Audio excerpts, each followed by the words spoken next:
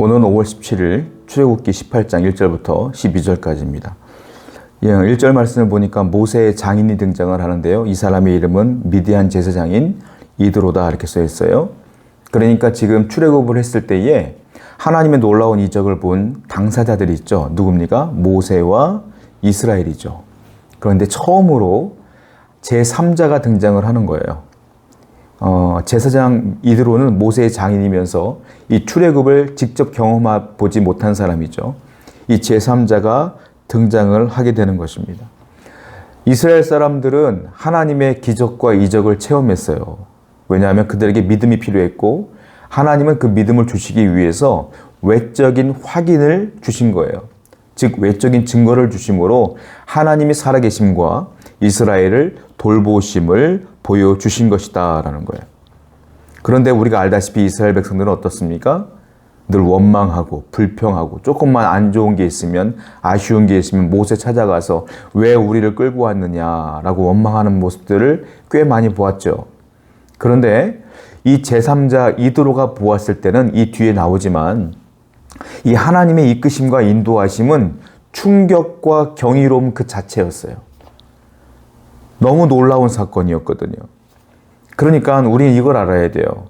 제3자가 보았을 때는 하나님이 내게 주신 은혜는 경이로움이며 충격이고 감사할 거리지만 당사자인 우리는 때때로 그 은혜가 너무너무 일상적이기 때문에 잊고 살 때가 많다.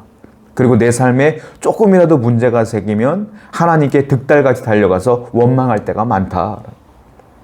그러니까 하나님의 은혜를 경험한 우리는 이 제3자들이 바라보는 것처럼 늘 감격하고 감사하며 살아야 된다라는 거죠. 자, 3절과 4절 말씀 보니까 모세가 아들 둘을 낳게 되는데요. 이름을 줘요. 처음에 첫 아들은 뭐라고 짓습니까? 게르솜이라고 이름을 줘요. 게르솜은 무슨 뜻이냐면 나그네란 뜻이에요. 자, 이게 왜 이렇게 줬느냐면 모세가 출애굽을 시키기 전의 일이기 때문에 자기는 이제는 나그네에 대한 삶을 정리하고 이제는 목동으로서의 안착된 삶을 살겠다라는 의지 표명이거든요. 그런데 두 번째 아들을 낳고는 자기의 생각이 바뀌어요. 뭐라고 이름을 줬습니까? 4절 말씀 보니까 엘리에셀이라고 이름을 줬다. 엘리에셀은 도움이란 뜻이에요. 도움. 어떤 뜻으로 진 거냐면 하나님이 바로의 칼에서 바로의 칼을 꺾으시고 나를 도와주셨다라는 뜻이에요. 첫째 아들과 둘째 아들의 이름의 뜻이 정반대인 거죠. 무슨 생각이에요? 자기의 생각이 이제 하나님 만나기 전과 후가 완전히 바뀐 것을 자기의 아들을 이름을 지음으로 자기의 생각을 투영한 것이죠. 여러분 지금 모세의 생각에는요. 하나님의 지배하심과 은혜와 사랑과 권능과 하나님의 이끄심으로 가득해 있는 거예요. 지금은. 자기의 생각을 하나님의 생각으로 막 완전히 지배하고 있는 거죠. 여러분 중요한 게 있어요. 신앙생활에서 제일 중요한 게 뭐냐면 지금 여러분들의 생각과 여러분들의 삶 속에 하나님이 성령님이 예수님이 여러분들을 얼마나 지배하고 계시느냐 이게 중요해요. 여러분들은 매사 어떤 생각을 하고 살고 있느냐. 모세가 하나님 만나기 전처럼 게르솜이라고 하는 삶으로 살고 있느냐 아니면 하나님 만난 후 엘리에셀이라 하는 이름으로 살고 있느냐. 그런 생각으로 어떻게 살고 있느냐 이게 중요하다는 거예요. 성도 여러분, 여러분들은 하나님의 구원을 받은 백성 아닙니까? 그러면 하나님의 백성답게 하나님의 은혜로 하나님의 은혜에 대한 생각으로 가득한 상태로 살아야 된다라는 거죠. 그리고 8절부터 10절 말씀 보니까 모세가 이제 이드로가 자기의 아내와 두 아들을 데리고 광야로 온 거예요. 그리고 너무 반갑다 보니까 이드로에게 그동안 있었던 일들을 쭉 얘기를 해요. 자, 출애굽을 하기 전에 하나님이 그들에게 베풀어 주셨던 은혜와 그리고 애굽에만 주었던 10가지 재앙을 얘기합니다. 그리고 출애굽한 이후에 홍해를 가르신 일과 애굽 병사들을 다 수장시킨 일들과 그리고 반석에서 물이 난 일들과 만나를 주신 일들과 이런 것들을 쭉 얘기를 하는 거예요. 그랬더니 이드로가 이걸 듣고 어떻게 얘기하느냐. 자, 8절 보시면 9절 말씀 보니까 이드로가 이 말을 듣고 이렇게 반응을 해요. 이드로가 여호와께서 이스라엘에게 큰 은혜를 베푸사 애굽 사람의 손에서 구원하심을 기뻐하여, 이 제3자 이드로는 그 얘기를 듣자마자 너무너무 기뻐했다. 그리고 10절 말씀 보니까 이드로가 이르되 여호와를 찬송하리로다. 찬송했어요. 기뻐하고 찬송하며 이드로가 이 고백을 듣고 자기가 신앙 고백을 해요. 11절 말씀 볼까요? 이제 내가 알았도다. 여호와는 모든 신보다 크심으로 이스라엘에게 교만하게 행하는 그들을 이기셨도다. 여호와는 크신 분이다. 권능이 있는 분이시다. 능력이 있는 분이시다. 그리고 교만하게 행했던 그 애굽을 하나님께서 이기셨도다. 당신의 적들을 다 물리치셨도다. 라고 찬송하며 기뻐하며 감격했다라는 거죠.